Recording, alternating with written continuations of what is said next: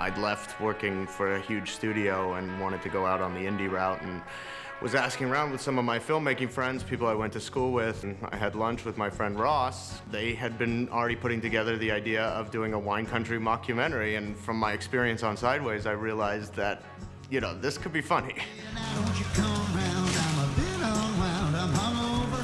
And I went up and spent some time in Sonoma with Ross and Paul, and I got to know the real people who we ended up kind of lampooning in the film. But Paul and I both grew up in the Sonoma County wine country and saw all the characters, situations that we found really entertaining, and we thought that they would make a pretty good movie.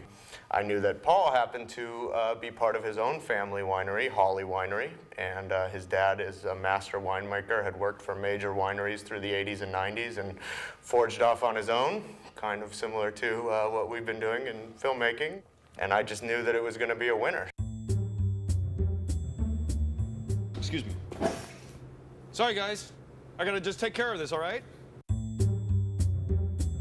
The home winemaker is essentially very directly based on Paul's father. We literally took his wardrobe and put our actor in it, and we'd have instances where, because we were shooting actually during harvest, so we'd pull John out, insert the actor, whether he knew how to drive a forklift or not. Often he was running in and out of our location because we were shooting during Crush, and I could see what he was doing. He would work a machine, we'd turn around and shoot with that machine right after he was finished with it. So I had a gift that most actors only dream of having, and it's having their character study right there.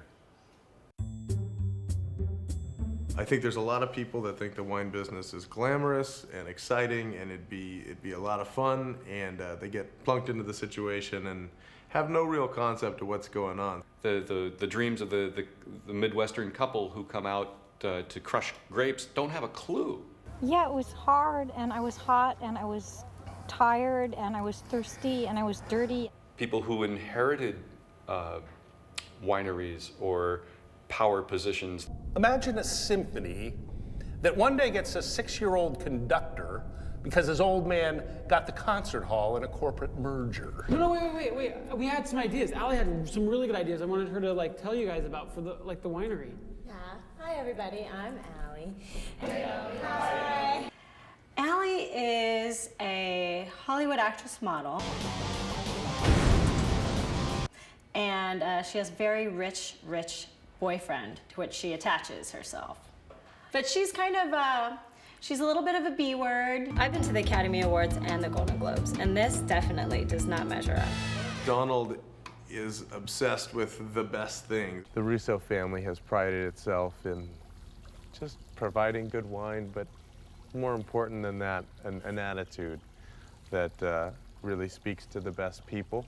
We actually had an actor, aside from myself, lined up to play that, and he dropped out at the last minute, and we were kind of at a loss, and I think Brian and Miguel suggested that maybe I should give a shot at playing the role, so they reduced my hairline. This is all of you? Yeah, hi.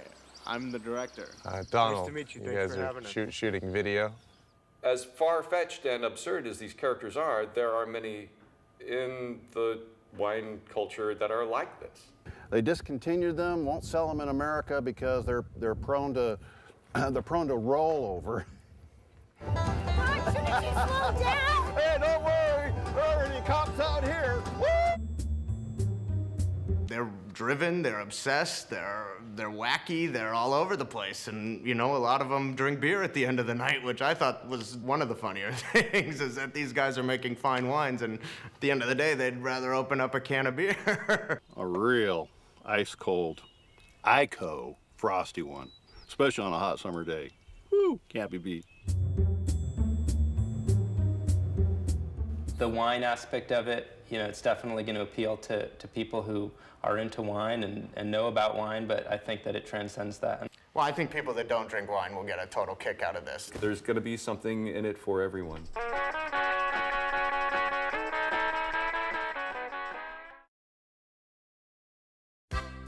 In the gentle rolling hills of Northern California, a new breed of winemaker. Well, this is the 750 Mega Blaster. This thing sends out 120 decibels of sound, takes care of every bird problem I have out here. Is turning this time-honored tradition on its head. That won't hurt you that much.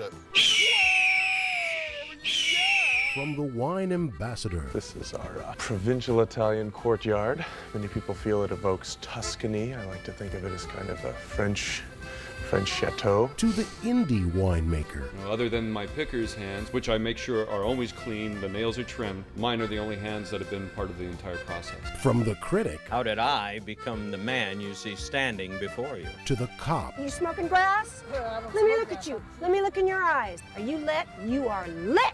Spread 'em. Spread 'em. All right, this is what I'm talking about. From the wine marketers. I don't have to drink wine to love wine, and I certainly don't have to drink wine to sell wine. To the wine drinkers. We wanted to know the real wine country. Everyone has gotten a little unhinged. Oh no! Oh no! Oh no! Ah!